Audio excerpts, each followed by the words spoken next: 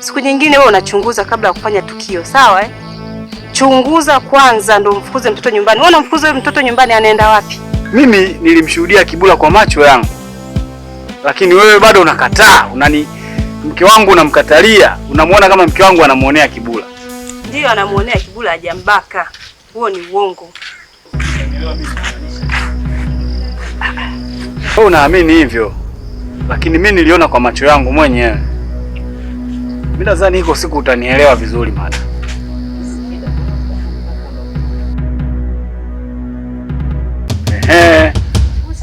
Wewe Fatuma, njoo hapa. Umemwona wewe? Njoo. Njoo hapa. Wewe kijana njoo. Mimi? Njoo. Njoo.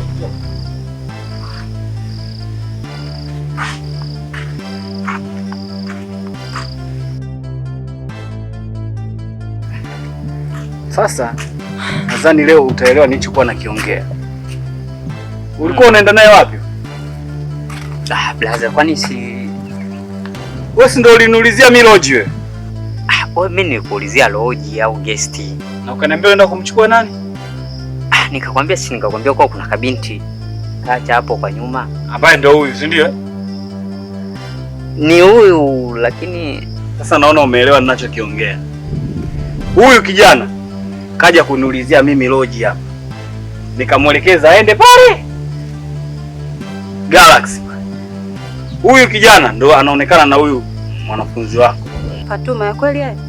Ndio mwalimu, lakini nini? Hayo unayoyaona. Hizi ndo tabia za hawa watoto ninazokwambia. Hivi kusoma hujui hata picha tu uone? Huyu kijana ni mwanafunzi huyu. Mimi nilikuwa namsaidia tu. Wiki mbili zote mlizomfukuza sijui alikuwa anaishi vipi, ila mimi nimeona tu. Kwa hizo wiki mbili zote ulikuwa naye ndani? Hapana, mimi ndo nimemchukua saizi hapa. Jamani. Mwalimu, nadhani umeshanielewa sasa. Lakini bila nyie kuwatesa watoto asingekuwa hivi. Tatizo limeanzia kwako wewe na mkeo. Kwa hiyo mimi ndo nimemfundisha Fatuma akatafuta wanaume? Mtoto alitorokaje nyumbani? Ulifanya hatua gani mtoto alipotoka nyumbani? Huyu aliondoka bila kuaga. Aliondoka mwenyewe. Ulimtafuta? Hizi ndizo tabia za hao watoto. Nashangaa wewe mwalimu haujui tabia za wanafunzi wako. Sio kweli. Nyie ndo tatizo. Nikikwambia mimi Kibula alitaka kumbaga mke wangu, unaona namsingizia. Na huyu Feti alikuwa anaenda lodge hapa. Na yeye nimemsingizia. Sasa wewe Feti, tutaongozana mimi na wewe mpaka nyumbani. Mguu wako, mguu wangu. Haya, ongoza njia.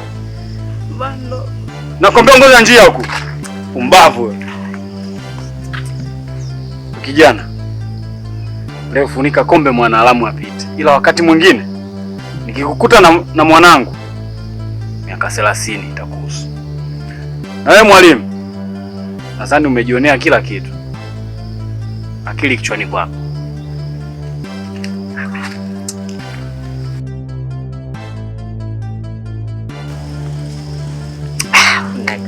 Ya huyu chips zangu sio zitarudi vipi? Yaani alibia taketi zangu sio. Shaingia hasara ya chips hapa mtu.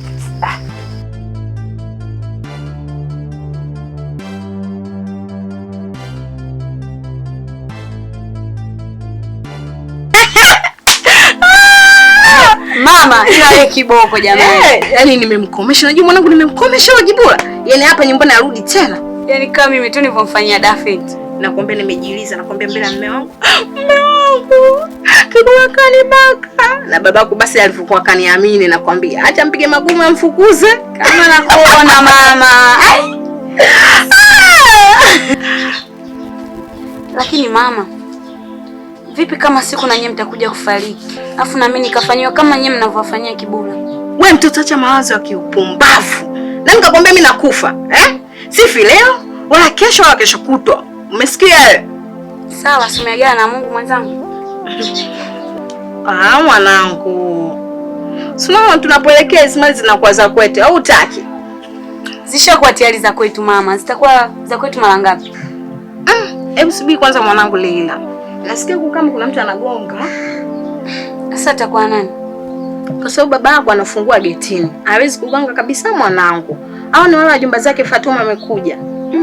Labda hebu ngoja kwanza nikaangalie. Sawa.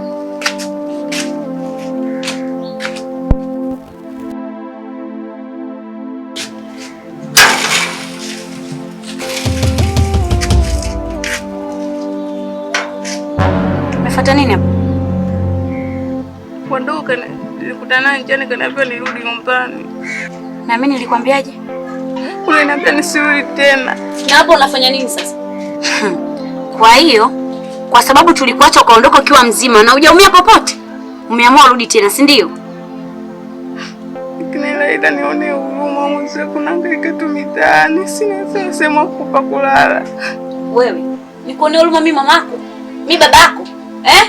Ondoka. Yaani hapa uingie humu ndani, sawa eh?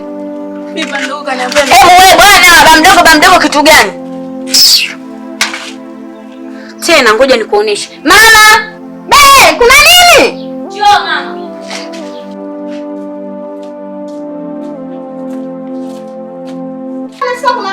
Kuna nini mwanangu Laila? Liangalie hili. Wewe mbona umekuja? Nani kakutuma uje hapa tena? Ndio kaniambia nirudi nyumbani. Urudi nyumbani, si ndio? Siku zote ulikuwa wapi? Nilikuwa tunatangatanga mitaani, sina sehemu pa kulala. Basi rudi huko ulipotokea. Mimi hapa ndani kwangu ukanyage. Nione huruma mama mdogo. Mimi uko ndani, sina sehemu pa kulala. Nahangaika tu. Hata chakula nakosa kula. Nione huruma. Nifanye kama mtoto wako. Wewe, hebu acha kutitilia huruma hapa, sawa eh? Ondoka. Nione huruma, sina kwa kwenda. Nifanye kama mtoto wako, nimweke tumboni nimesikiza. Nione huruma, nahangaika na tabika mtaani, mvua yangu, jua yangu. Kwa baba yako mdogo ndio kakwambia urudi nyumbani, si ndio? Nisubiri hapo hapo.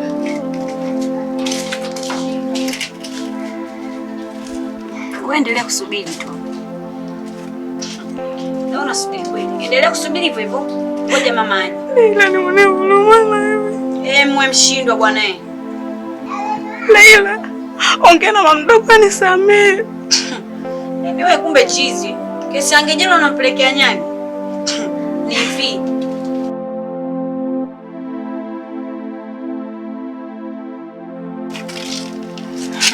Umesimama? Babako mdogo kakwambia nini? Kaniambia nirudi nyumbani mama. Kakwambia urudi nyumbani. Kipindi cha nyuma mimi nishakuwa nikamkata vipande. Kwa hiyo usitaki nirudie tena hilo kosa. Umesikia hiyo? Sitaki nimuue tena mtu kwa mara pili. Mwanangu anaona huruma. Sio pa kwenda. Nisikize wewe malaya. Yaani umetoka huko mtaani umefanya umalaya wako, uje kumfundisha mwanangu umalaya, hata sasa hivi babako kaniambia urudi mtaani. Sasa sikiliza. Chagua option moja kati ya mawili. Uingie huko ndani, tukukate vipande mitule mimi na mwanangu, au utoe mbaliga zako hizo uondoke kabla sijakukata vipande. Hapana mdogo. Najua. Na hisi umechagua kuingia huko ndani, nikukate vipande. Njoo. Yaani nakwambiaje, siku nyingine ukirudi na kukata vipande. Shuwai ni mkuletea na mikosi tu hapa.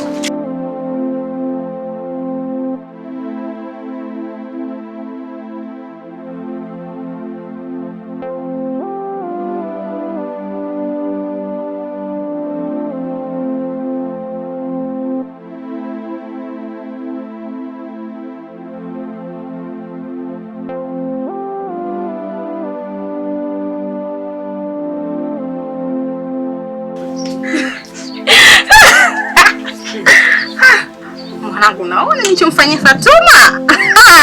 Nimeona ndio, ila mama una mikwala. Sasa nisingefanya hivyo angeondoka, kwani yule asingeondoka. Angesema naomba niingie. Niko nakusikiliza tu pale. Mwaka jana nimeua mtu nakwambia. Mimi sina huruma, mimi nakukata. Hata kuchinja njiwa tu uwezi. Kwa hiyo mwanangu unaniumbua. Kana unajua mali inatafuta kirahisi. Hamna bwana mama. Hilo umemkomesha. Hapo bado nini? Bado tu kumiliki kila kitu. Kwa hilo mwanangu, mbona jambo dogo tu. Wala sijali. Lakini wewe unakumbuka mali sio za kwetu, ni za kwangu, si ndio? Ndio, kama nimesema za kwangu. Mali za kwako. Sawa mama.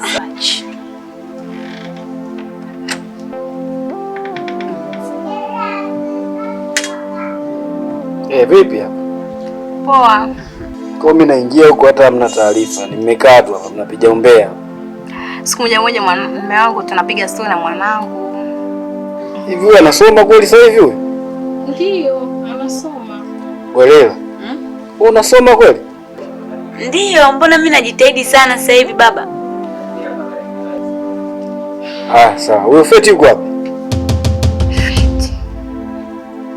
Wewe mume wangu sio bure, unaota ndoto za mchana. Wewe unajua kabisa Feti hayupo hapa na mwezi. Hayupo nyumbani. Hata unauliza tena swali ambalo jibu unalo. Hujanielewa tu mke wangu. Mimi wakati nimetoka nilikutana na Feti. Si unanielewa? Nimekutana na Feti akiwa na mwanaume wanaelekea lodge. Tena nikamwambia arudi nyumbani haraka. Akawa anakimbilia kuja nyumbani. Sasa nashangaa mnaniambia hajafika. Unaona mume wangu, Mungu ameazidishia mbele ya macho yako. Unaona wema wangu?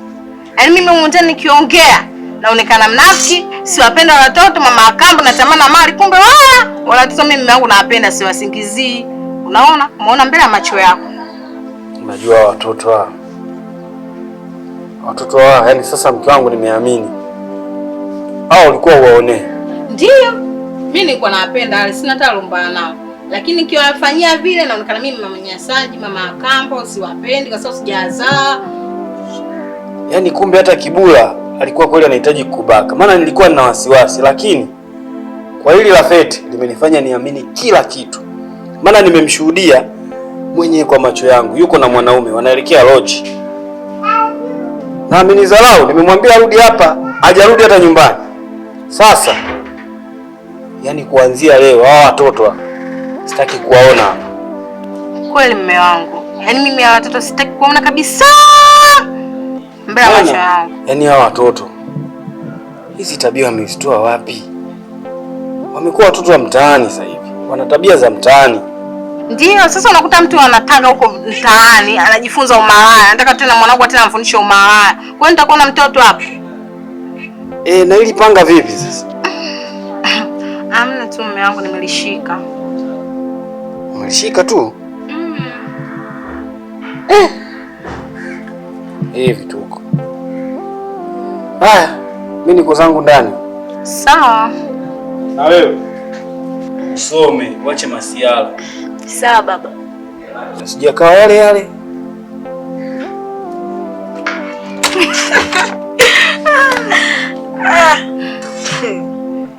Tumeshinda.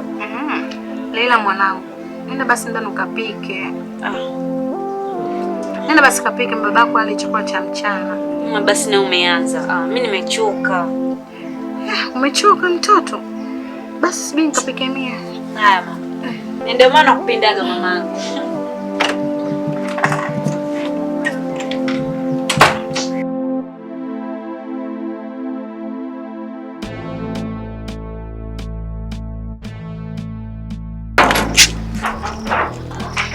Yaani bora hata nikufuta. Yaani uko natafuta kila sehemu, kila kona kama natafuta hela. Mwalimu anakufuatia maisha yako. Hata aibu uone. Ushapata fimbo kutuchapia tena sasa hivi. Sio nimepata fimbo kunichapia. Mtu mzima ovyo umeumbuka. Yaani mimi wangu kaniambia kila kitu na mjionea kwa macho yako mwenyewe. Fatuma kienda lodge. Au ndio mimi nimemtuma kwa lodge? Hasa wewe dada, usingemfukuza Fatuma, angeenda lodge. Mbona wazazi wao walipokuwa hayo tutakuwa na hiyo tabia mbaya? Wewe kitendo cha kupewa tu watoto wale, kosa. Mnafiki mkubwa wewe, umeumbuka mbele za watu, mtu mzima ovyo. Mnafiki mwenyewe, mwenye malezi mabovu. Mbona walivyokuwa wazazi wao wako hai, watoto walikuwa na tabia mbaya, walikuwa na tabia njema. Kwa nini nyie tu mwanze kuwalea watoto wao na tabia mbaya? Kwa hiyo mimi ndio nimewafundisha watoto tabia mbaya, si ndio? Ndio, umewafundisha tabia mbaya. Kwa hiyo inamaanisha mimi ndio nimemfundisha Kibula anibaki mwenyewe. Nimemfundisha mimi Fatuma aende guest na wanaume, si ndio? Ndio, tabia wao ndio umewafundisha tabia mbaya. Mbona hawakuwa na hiyo tabia? Isingekuwa wewe kumfukuza yule mtoto angeenda kwa guest. Nisikize vizuri madam. Hata kama ndio na roho mbaya, siwezi kuwafundisha watoto tabia mbaya hata kidogo. Umesikiza? Siwezi hata nikamwambia eti niwafukuza watoto akateseke mtaani kisa kwa ajili ya mali. Sina roho hiyo. Mwalimu mgeni usioelewa. Yaani muona macho kwa macho yako kitu hata hutaki kuelewa. Unaonekana wewe na vyeti vya kufoji. Sio bure wewe. Sio mwalimu kabisa. Unasema mimi mwenyewe na mali za kufoji. Mimi na cheti changu ni cha uhakika, sina vitu vya kufoji. Punguza tamaa, tafuta vyako. Eti sasa nakwambia hivi, mimi nikihitaji kitu sishindwi, lazima nikipate. Umesikia?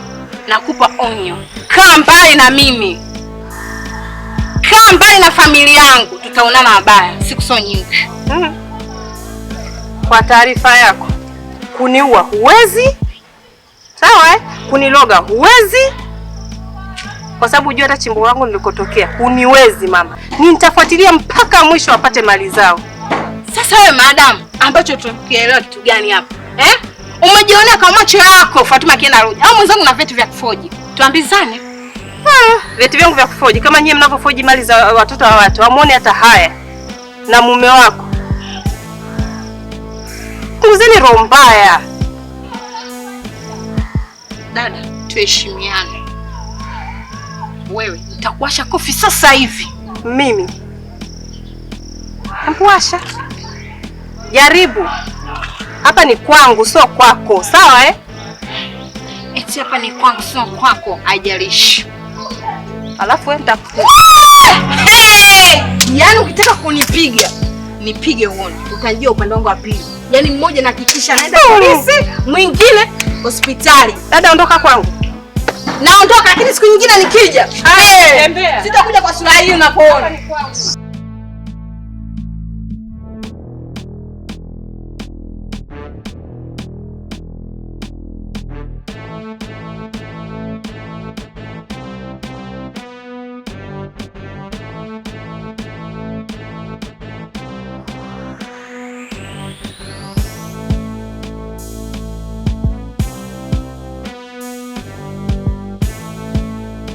Baba Talki, nimekufuata utoe vitu vyako ndani uondoke. Maana nimekuvuia ndani ya miezi miwili hujalipa kodi yangu. Naomba utoe vitu vyako wewe, nimekuvumilia sana hujalipa kodi miezi miwili. Naomba utoe vitu vyako uondoke.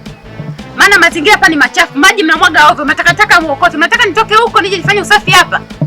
Naomba utoe vitu vyako uondoke. Mama, kiukweli najua unanidai. Lakini nilikuwa naomba angalau niongeze hata mwezi huu. Hapana Baba Talki, nimekuvumilia vya kutosha. Naomba utoe vitu vyako tu uondoke kiustaarabu. Nimekuvumilia, usinilipe hiyo hela. Naomba utoe vitu vyako ndani uondoke. Nakupa masaa mawili. Nikija hapa umeshatoa vitu vyako. Naomba uondoke.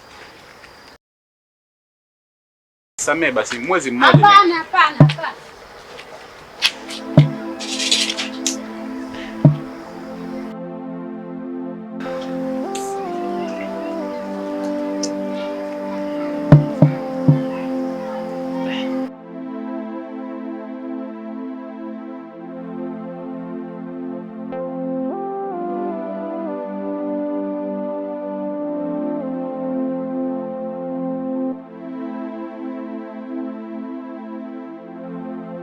Pole sana mjomba kwa alokukuta. Mjomba, kikweli nashukuru sana.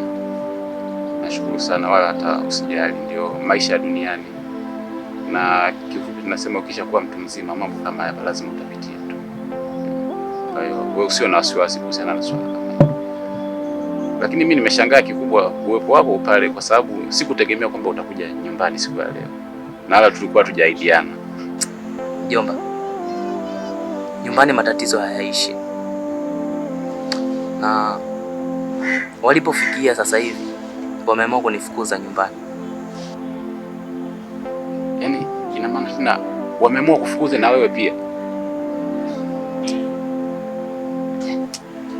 Sisi wanadamu tuna shida gani? Kwa sababu ukiangalia zile mali ni za kwenu, Lakini inakuwaje leo eti na wanakufukuza na wewe pia? Wamemfukuza Fatuma, wameona haitoshi. Lakini pia wakaamua tena waje kufukuza na wewe pia. Hivi tunaelekea wapi jamani? Haya maisha, mbona tunaishi maisha ajabu ajabu eh? Mjomba, maisha ambayo tunayapitia yamenifunza mengi sana.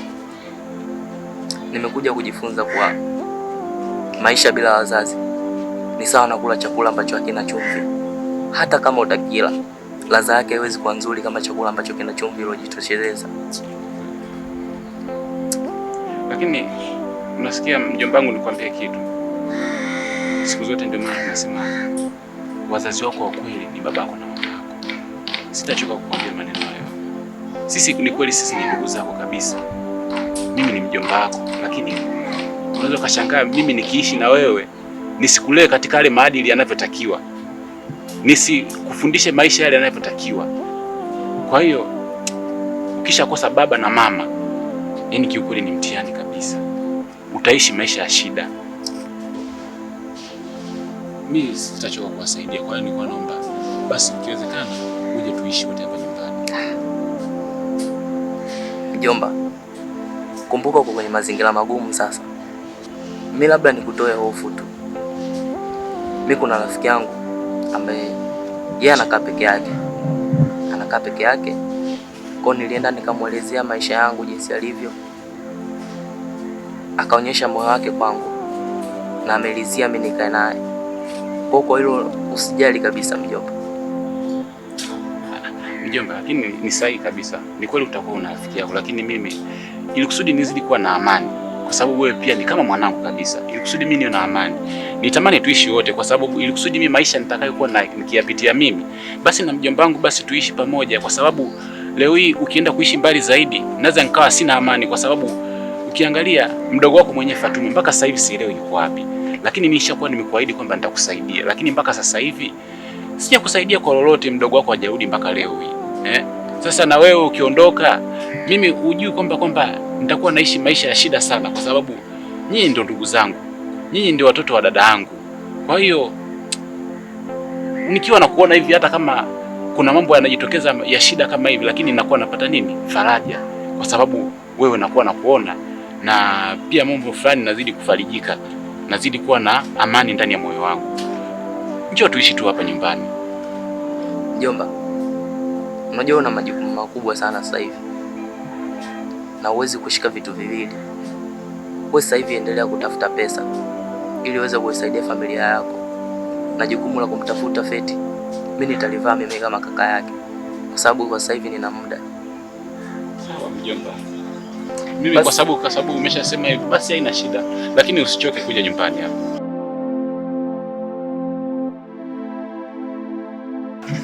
Mungu kweli awasaidia watoto, kwa sababu hao watoto wanaishi maisha ya shida sana. Mungu awasaidie, kwa sababu tukiwa wazazi wao wamefariki imekuwa ni changamoto. Sisi ni ndugu zao, ni kweli, lakini muda mwingine tunashindwa kuwasaidia kulingana na hali zetu za kimaisha au hali zetu za kiuchumi ziko chini. Mimi ni mjomba wao, ni kweli, lakini muda mwingine inatakiwa mimi nikatafute mahitaji yangu mimi ya kujihudumia mimi kama mimi. Pale nishafukuzwa pale tayari. Na mimi mwenyewe sielewi hapa nitafanyaje kuhusiana na maisha yangu mimi kama mimi. Sielewi leo nitaenda wapi.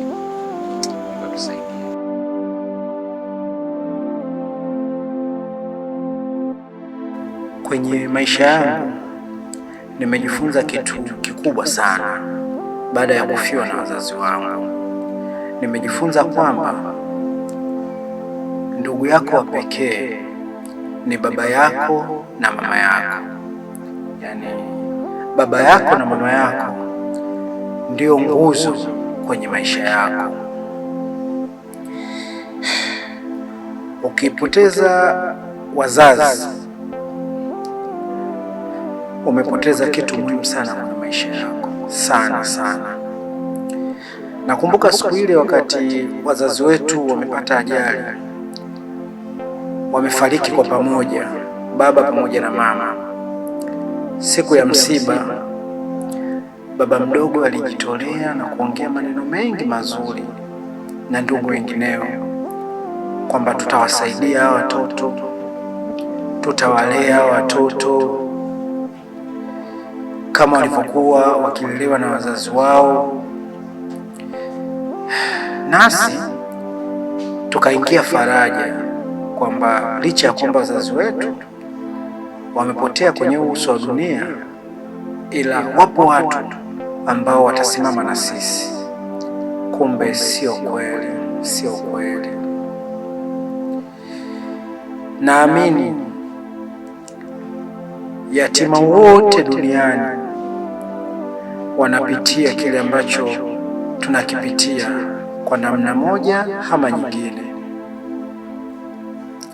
Wapo ndugu ambao wanalea watoto marehemu ndugu zao, lakini hawawezi kufikia malezi, mapendo, ufuatiliaji kama ule ambao wanafanywa na wazazi wao.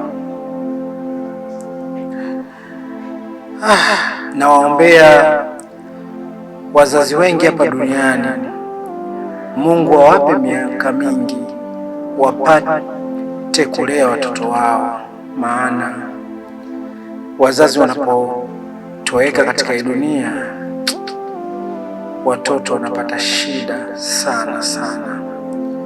Kuna ukiwa,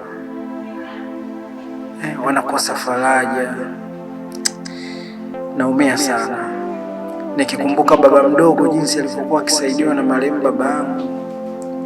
Leo hii amebadilika, hana msaada wowote. Naumia sana, ila naamini lipo tumaini, na tumaini lenyewe ni wewe Mungu. Mungu, usituache mimi pamoja na mdogo wangu. Nakuomba Mungu, tupiganie, tuongoze kwenye njia ambayo imenyooka.